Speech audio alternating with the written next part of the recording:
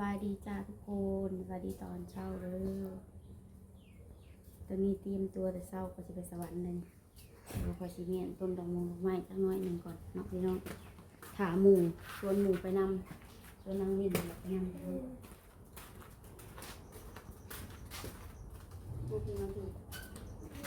มุมไหนนะมุมใกล้โบ้มุมกว้างเลยเห็นหน้าแม่โจ้พูดแล้วนะ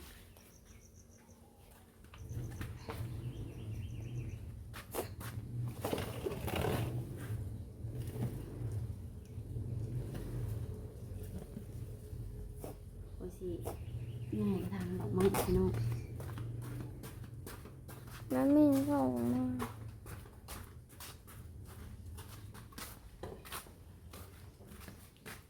เป็นไงมาพี่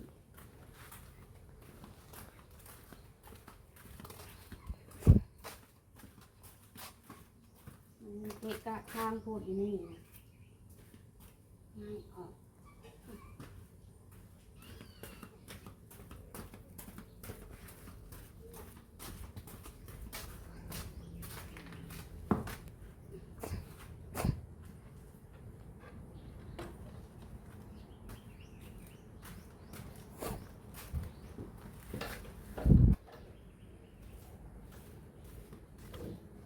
นี่เด็ก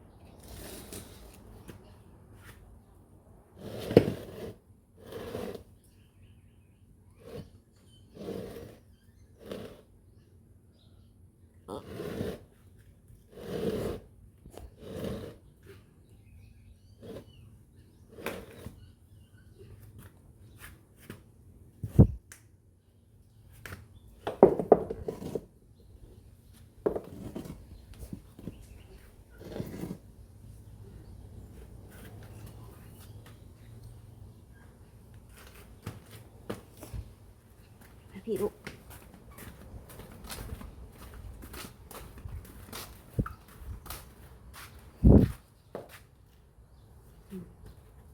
มาไว้อยู่นี่พี่น้องเป็นนั่งช่วงนี้มันไม่อยากถือแดด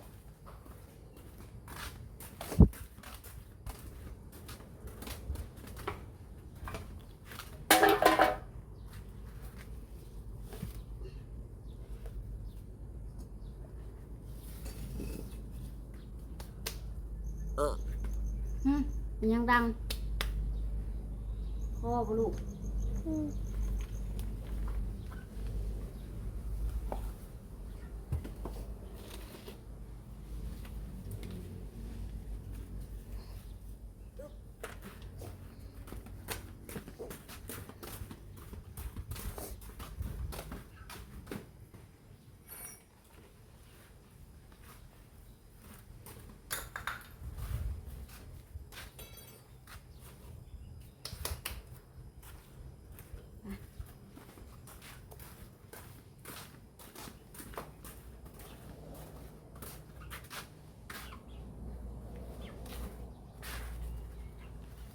ตอนนั้นชันบอก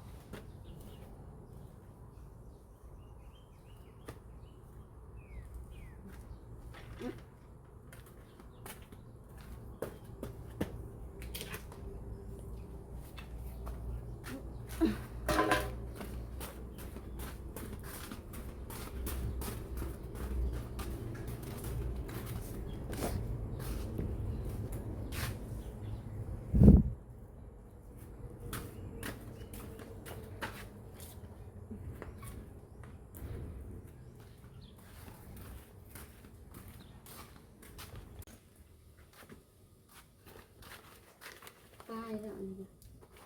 ยังละ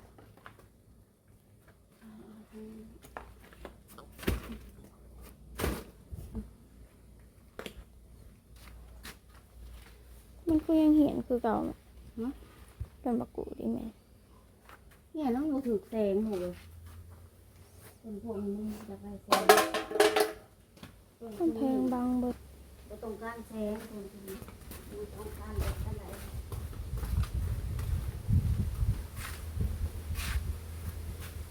น้ำเด็ดมากเลยเด็กกล้าเป็นน้ำพุกระถางเป็นต้นไม้นี่เด็ดง่ายง่ายน่า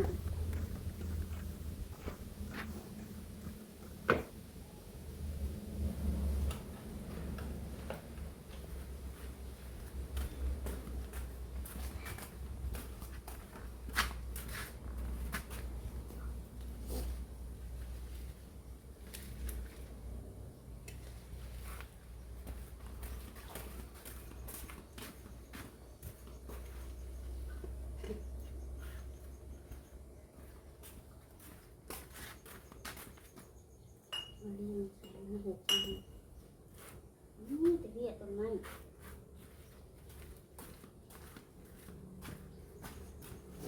เรียงพวกอันนึงขนาดเลย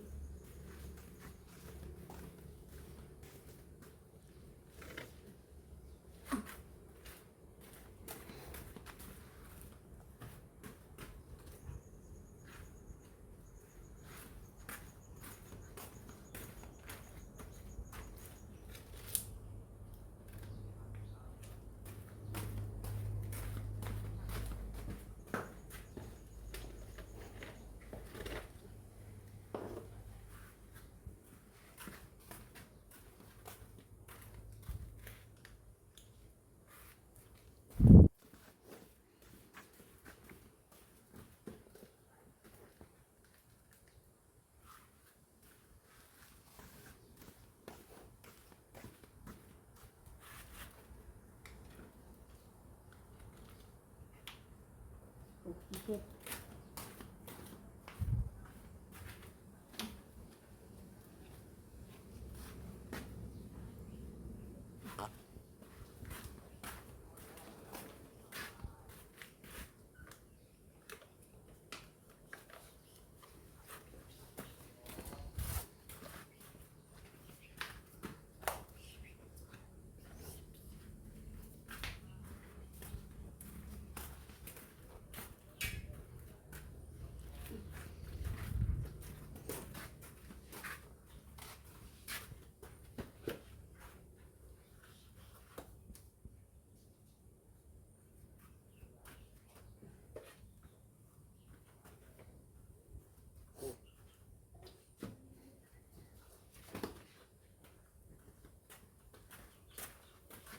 เดี๋ยวออกแบบต่างๆนะ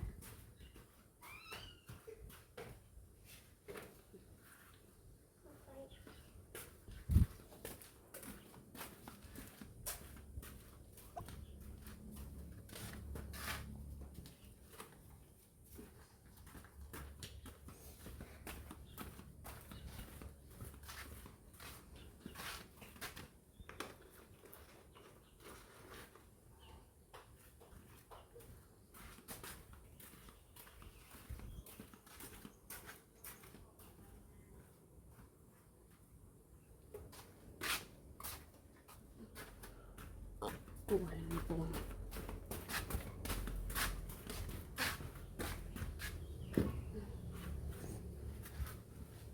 ก็ปลูกผักนมกระถาง มีวันปลูกลูกปลูกอ้อยเก็บใบมันใส่แก้ว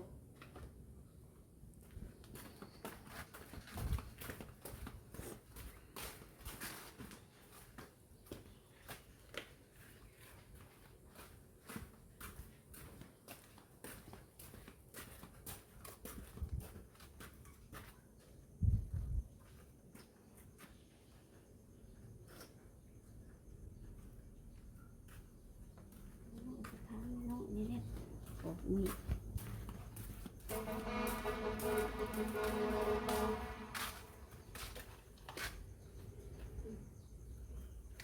มีไปเรียงมากกับเต็มเลย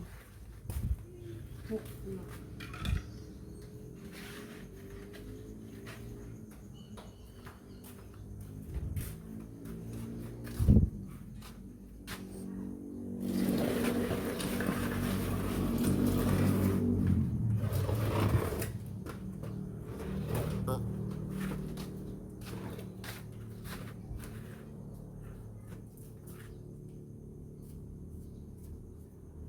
ต้องการห่มด้วยเหรอเนาะ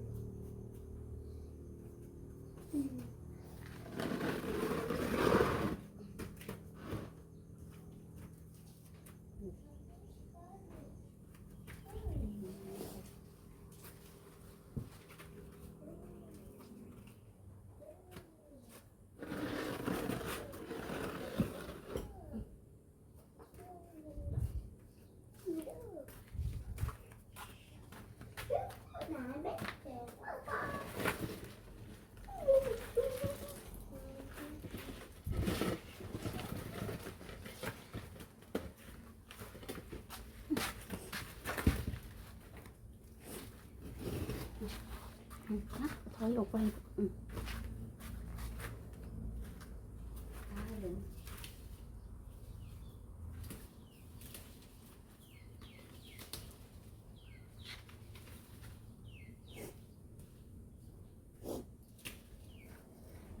พงมันก็ถือน้ำถือมันใส่แล้วมันก็